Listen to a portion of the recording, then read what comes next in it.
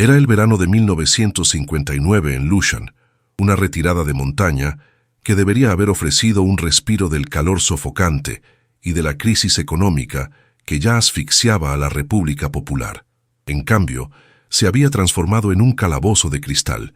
El mariscal Peng Dehuai, héroe de guerra, uno de los pilares fundacionales del comunismo chino y artífice de la victoria en Corea, estaba solo. Sentado en su cabaña, sintió en el pecho el peso de una única hoja de papel, el mismo peso que había hundido a millones de campesinos en la hambruna, el borrador de su carta de 7000 caracteres a Mao Zedong. Peng no había esperado gratitud, pero tampoco la aniquilación total. En su mente, solo había hecho lo que cualquier camarada debería haber hecho: advertir al líder supremo que el gran salto adelante era un desastre, una fantasía estadística cimentada en mentiras y que estaba costando la vida de la gente que ellos decían representar. Había criticado la política, no al hombre, pero en el contexto de un poder absoluto, la crítica a la política y la traición al líder eran sinónimos mortales. En cuestión de días, la atmósfera se había enrarecido de forma terminal. Los antiguos aliados cruzaban la calle para evitar su mirada. El aire, denso y cargado por la paranoia política, olía a azufre y a borrado. El hombre que había marchado junto a Mao durante 3 décadas, que había salvado el ejército rojo en las batallas más desesperadas y que había comandado las fuerzas chinas contra la hegemonía estadounidense, ahora era un paria. Su crimen no era la traición en el campo de batalla, sino la verdad en un salón de conferencias. Sabía que la purga sería brutal, sistemática, y que no se detendría hasta que no quedara ni una sola fotografía de él sin retocar en los archivos de la nación.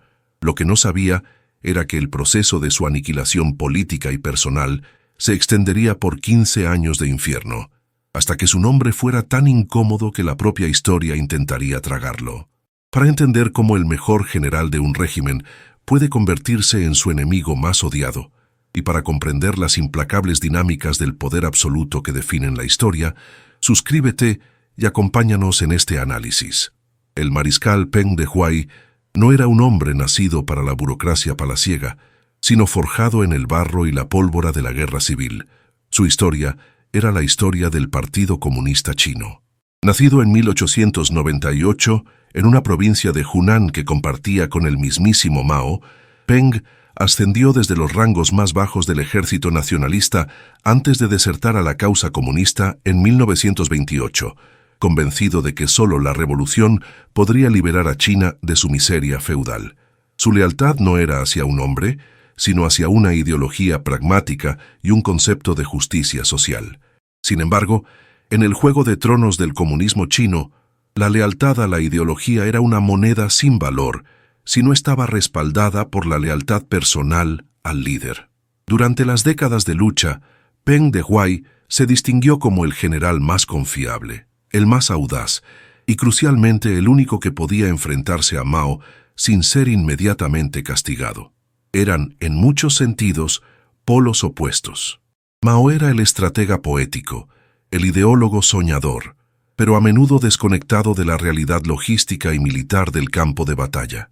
Peng era el soldado de la tierra, austero, con fama de tener una lengua tan afilada como su sable, y completamente dedicado a asegurar que los soldados tuvieran comida, municiones y un plan coherente.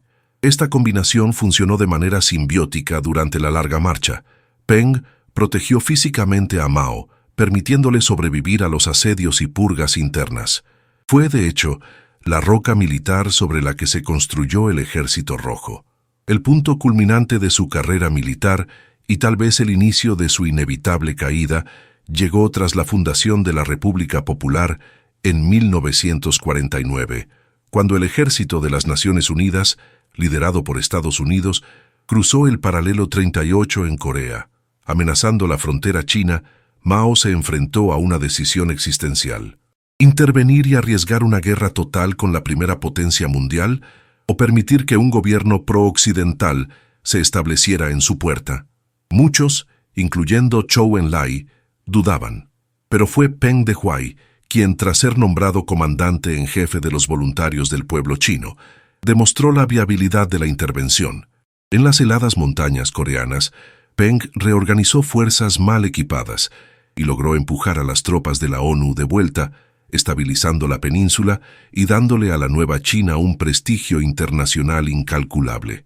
Era, objetivamente, la figura más popular de China después de Mao. Tras la guerra, Peng asumió la cartera de ministro de Defensa. Su papel se centró en la modernización del Ejército de Liberación Popular, ELP, buscando transformarlo de una fuerza guerrillera a un ejército profesional, siguiendo el modelo soviético. Esto requería disciplina, jerarquía, y lo que resultaría fatal, una reducción en la politización constante de los mandos militares. Peng quería un ejército leal al Estado, no solo al partido o a un solo individuo.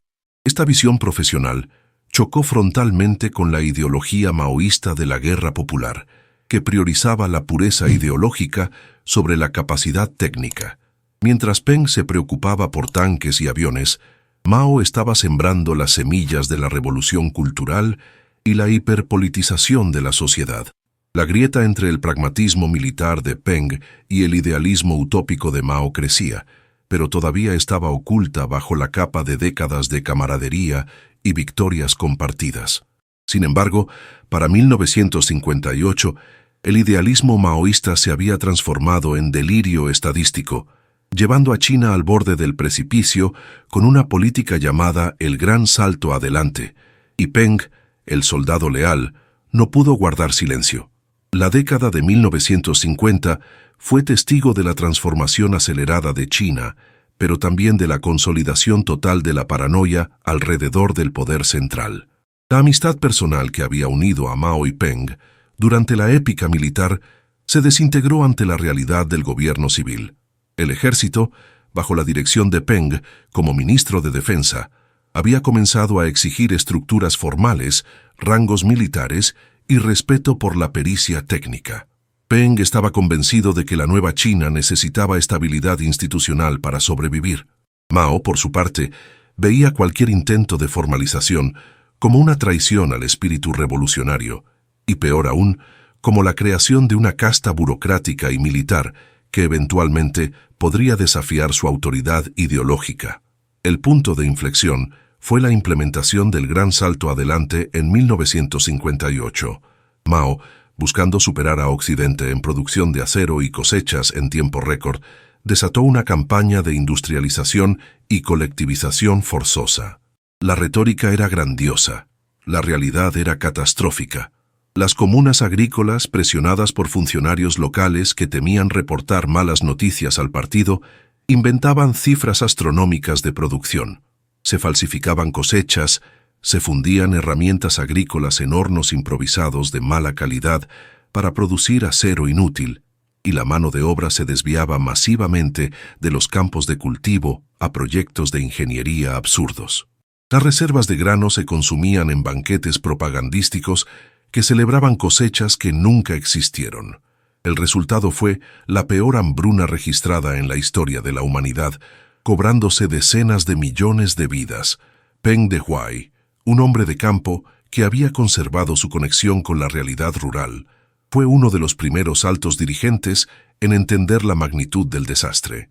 Había realizado discretas giras de inspección, moviéndose fuera de los circuitos oficiales controlados por la propaganda, y lo que vio lo horrorizó. Vio aldeas fantasmas, cuerpos demacrados y el miedo palpable en los ojos de la gente.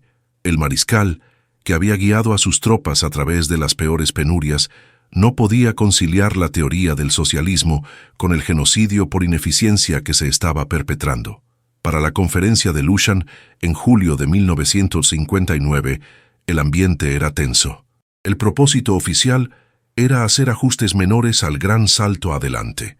El propósito real, según Mao, era purgar cualquier elemento de duda que pudiera debilitar su visión utópica. Peng, ignorando las advertencias veladas de sus asociados más cercanos, decidió que su lealtad a la verdad y al pueblo estaba por encima de su lealtad personal a Mao. Redactó la carta de 7.000 caracteres, un documento respetuoso en tono, pero devastador en contenido. Criticaba el fanatismo pequeño burgués de la dirigencia, señalaba que los errores habían sido más grandes que los logros y pedía humildad y honestidad. Mao recibió la carta como una declaración de guerra personal. El mariscal había desafiado públicamente su infalibilidad justo en el momento en que su política estaba implosionando. El líder supremo tomó la carta, la circuló entre los delegados y la catalogó inmediatamente no como una crítica constructiva, sino como un ataque reaccionario de derecha, un complot de traición militar. La maquinaria del Estado, diseñada para asegurar la supervivencia de Mao a cualquier costo, comenzó a girar. El hombre que había sido su escudero en la guerra, ahora sería su víctima más simbólica, para demostrar que en la República Popular nadie, ni siquiera el héroe de Corea, podía sobrevivir al gran timonel. Una vez que Mao Zedong etiquetó la crítica de Peng Dehuai como un complot, la conferencia de Lushan cambió de ser un debate político a un juicio sumario. La paranoia, siempre latente en los regímenes totalitarios, se desató con furia controlada. Mao, con una habilidad maquiavélica para redirigir la culpa, presentó la carta de Peng como la punta del iceberg de una supuesta camarilla antipartido que buscaba derrocarlo. No importaba que Peng hubiera actuado solo y por convicción, se necesitaba un enemigo interno para justificar el fracaso del gran salto. El proceso de arresto, aunque político, se revistió de la formalidad brutal de las purgas comunistas. No hubo policía irrumpiendo a medianoche. En su lugar, hubo una serie interminable de sesiones de lucha, reuniones forzadas donde los antiguos camaradas de Peng eran obligados a denunciarlo. Los líderes que apenas una semana antes habían susurrado a Peng que tenía razón sobre la hambruna, ahora competían por quién lo vilipendiaba con más vehemencia. Lin Biao, el futuro mariscal que reemplazaría a Peng, se apresuró a declarar a Mao el genio más grande del mundo, asegurando su ascenso y la caída terminal de Peng. La acusación formal se centró en la noción abstracta de la oportunidad, afirmando que Peng había elegido deliberadamente el momento de debilidad económica para atacar el liderazgo central. Se le imputó la restauración del pensamiento burgués, la búsqueda de alianzas con fuerzas externas, referencia velada a la Unión Soviética, con la que Peng había trabajado estrechamente para la modernización militar, y, lo más grave, desafiar la línea política del partido. El mariscal fue despojado de todos sus cargos: ministro de Defensa, miembro del Politburó y vicepresidente del Consejo de Estado. Peng, un hombre de honor militar, se negó rotundamente a retractarse de los hechos expuestos en su carta. Argumentó que su crítica había sido legítima, interna y destinada a salvar al partido de su propio error fatal. Esta resistencia solo sirvió para cimentar su culpabilidad a ojos de Mao, quien veía la falta de confesión como la prueba definitiva de su arrogancia y ambición política. El régimen no buscaba arrepentimiento, sino humillación total y la aceptación pública de la infalibilidad del líder. Aunque despojado de poder, Peng no fue encarcelado inmediatamente. Esta fue una táctica refinada del régimen: mantener al enemigo vivo, pero aislado y bajo vigilancia constante. Fue relegado a una residencia en las afueras de Beijing, donde se le permitió cultivar hortalizas, mientras estaba rodeado por agentes de seguridad. El objetivo era que su figura se desvaneciera lentamente de la vida pública, transformándose en un cuerpo político muerto. Sin embargo, incluso en su ostracismo, Peng Dehuai siguió siendo un símbolo peligroso. Mientras el pueblo chino se hundía más profundamente en la hambruna que él había profetizado, su nombre, aunque no se pronunciaba en público, resonaba en las sombras. El mariscal se había convertido en el chivo expiatorio oficial de los fracasos de la política maoísta, pero su supervivencia silenciosa era un recordatorio incómodo de la verdad que Mao intentaba borrar. El régimen había ganado la batalla política en Lushan, pero el verdadero castigo, el interrogatorio psicológico y la destrucción personal apenas comenzaban. Tras su caída en 1959, la vida de Peng Dehuai entró en un purgatorio político. El exilio en su residencia no era paz, sino un aislamiento calculado. Observaba impotente cómo las cifras de muertos por la hambruna se disparaban. Su existencia era la de un fantasma que había visto el futuro y a quien nadie había creído. Esta situación de espera se prolongó hasta 1966, momento en que Mao desató la revolución cultural, la campaña definitiva para purgar a todos los posibles rivales y reafirmar su poder absoluto a través del caos social. Para Peng, la revolución cultural significó el fin de cualquier pretensión de respeto institucional. El mariscal fue arrastrado de su residencia en diciembre de 1966 por jóvenes guardias rojos, la milicia ideológica de estudiantes fanatizados por el culto a Mao. Su detención no fue una operación militar discreta, sino un espectáculo de humillación pública, diseñado para destruir su dignidad ante la gente que él había defendido. Los interrogatorios y sesiones de lucha que siguieron se extendieron por años. Aunque la directriz de YouTube prohíbe las descripciones gráficas, el horror de la experiencia de Peng fue primordialmente psicológico y emocional. Se centró en la destrucción de su identidad como héroe y camarada.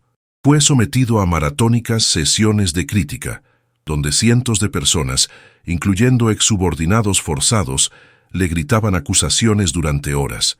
Era golpeado con frecuencia, pero el verdadero tormento residía en obligarlo a confesar crímenes que nunca había cometido.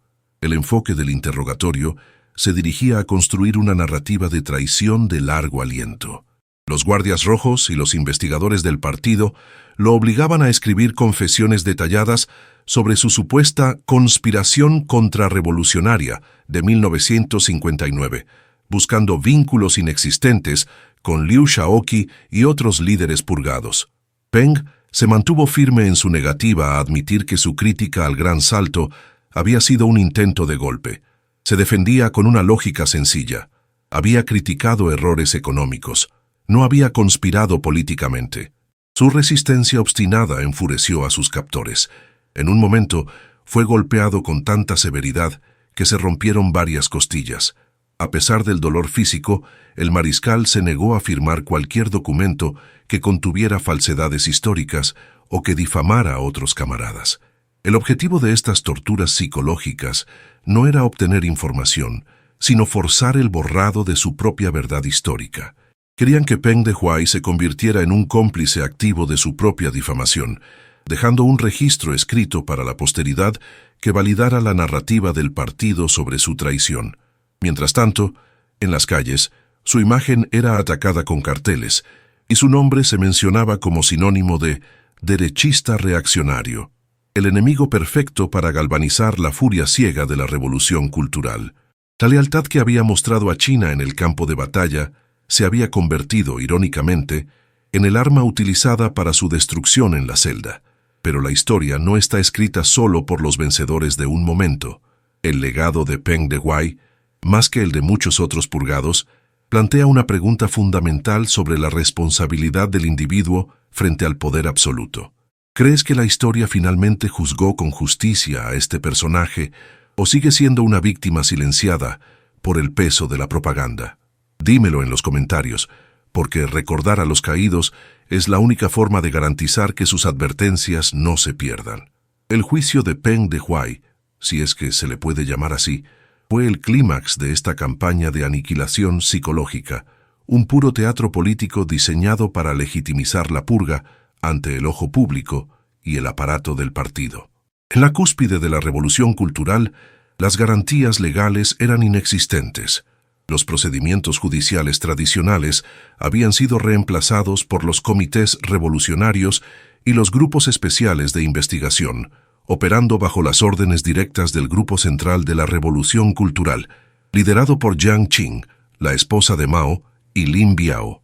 El mariscal, exhausto y físicamente deteriorado por años de confinamiento y abuso, fue finalmente presentado en una serie de reuniones de sentencia en 1970 y 1971.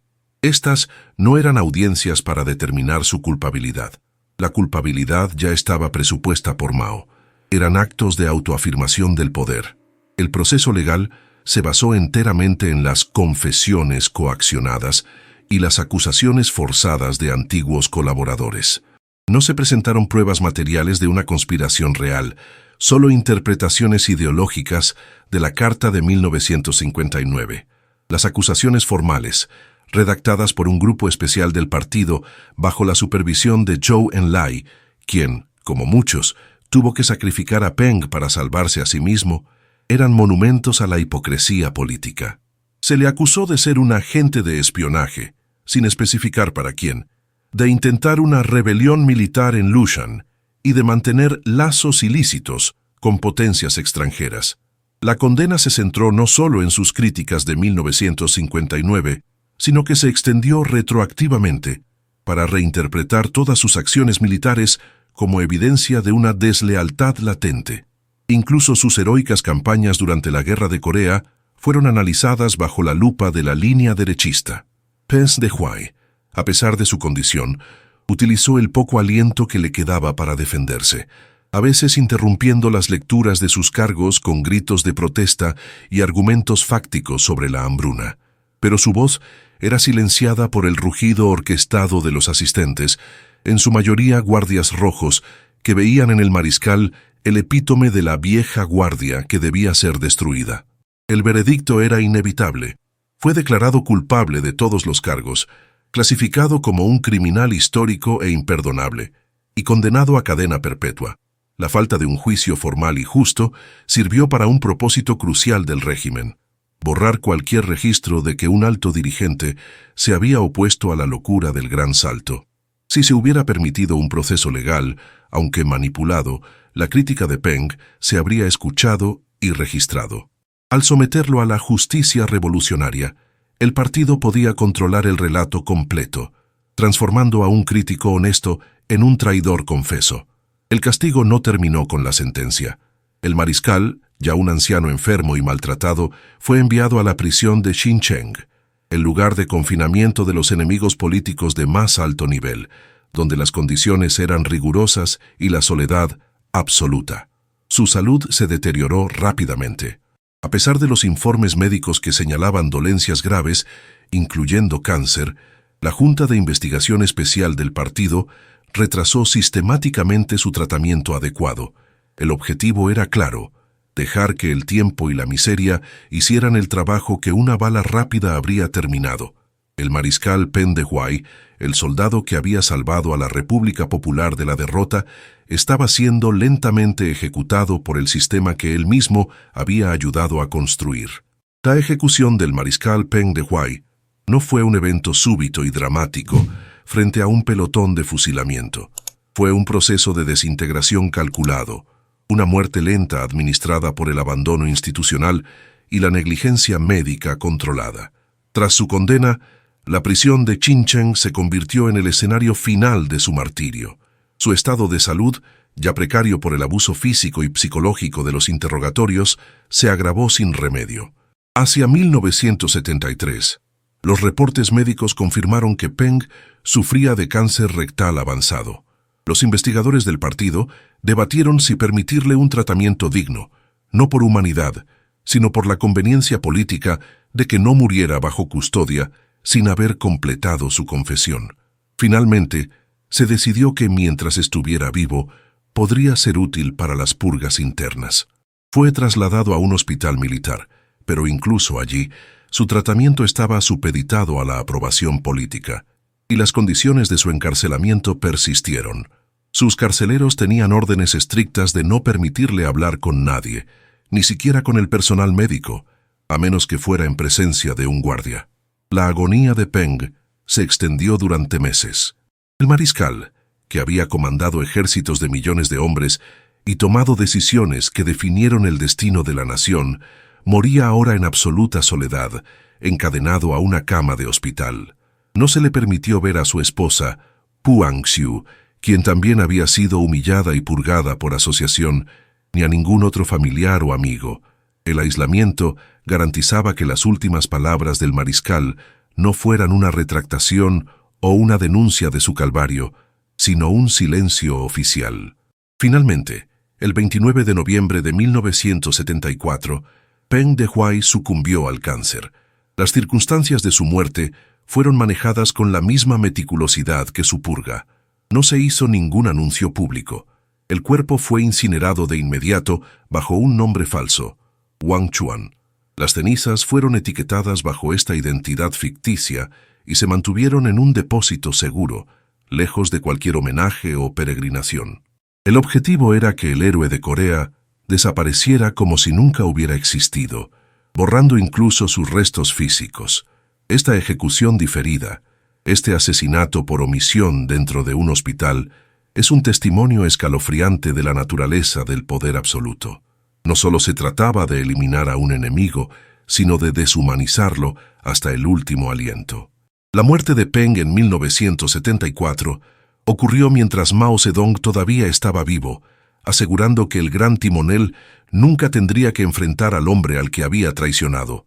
La lealtad de Peng, su servicio inquebrantable a la revolución, había sido su sentencia de muerte, demostrando que en el circo político de Mao, la verdad y el pragmatismo militar eran más peligrosos que el enemigo extranjero. El escenario estaba listo para la fase final de su condena, el borrado de su memoria de los anales de la historia china. La muerte de Peng Dehuai, en 1974, fue solo el preludio de la campaña más exhaustiva y sistemática de Mina Damnatio Memoriae, que China había visto. La condena política requería que el mariscal no solo estuviera muerto, sino que nunca hubiera sido importante. Durante los años de la Revolución Cultural, la maquinaria de propaganda se había volcado en reescribir la historia militar y civil de la República Popular. En los archivos del partido y en los libros de texto, Peng Dehuai fue reemplazado metódicamente por Lin Biao, el hombre que había ascendido gracias a su caída. Las fotografías de grupo de la larga marcha de la fundación de la República y crucialmente las imágenes de la victoria en Corea fueron alteradas con métodos rudimentarios de la época. Se raspaba, se retocaba o se cortaba la figura de Peng. Los historiadores del partido tenían la tarea de reinterpretar todas las grandes victorias militares que él había comandado, atribuyéndolas directamente a la genial estrategia militar del presidente Mao, o a otros generales más leales a la línea política del momento. El control sobre el relato se extendió hasta los nombres geográficos y las conmemoraciones. Cualquier mención a su servicio o cualquier referencia positiva en documentos oficiales fue tachada. El objetivo era hacer imposible que la generación joven supiera quién era Peng Dehuai. Se creó un vacío histórico donde antes había estado uno de los 10 grandes mariscales. Su nombre se convirtió en un susurro peligroso, reservado solo para las élites y utilizado como un cuento con moraleja sobre lo que le sucede a aquellos que dudan del líder supremo. El borrado era tan completo que afectó la memoria personal de quienes lo conocieron. Antiguos soldados y camaradas que habían servido bajo su mando fueron obligados a firmar declaraciones negando su heroísmo, o peor aún, afirmando que Peng siempre había sido un ególatra militarista, incluso durante los años de la guerra civil. La lealtad se convirtió en un acto de traición y el reconocimiento de su valor en un crimen ideológico. La ironía es que este borrado ocurrió en la misma época en que Mao Zedong promovía la idea de la verdad histórica. Sin embargo, esta verdad era fluida, moldeable al capricho del poder central. Al negar el papel de Peng en la historia, Mao intentaba negar que su propio fracaso, el gran salto adelante, hubiera sido visto y condenado por uno de sus hombres más cercanos. La purga de Peng Dehuai se convirtió en la prueba definitiva de que en la China de Mao, la ortodoxia política era más importante que la realidad, y que el pasado era un recurso que podía ser reeditado y censurado tan fácilmente como un libro.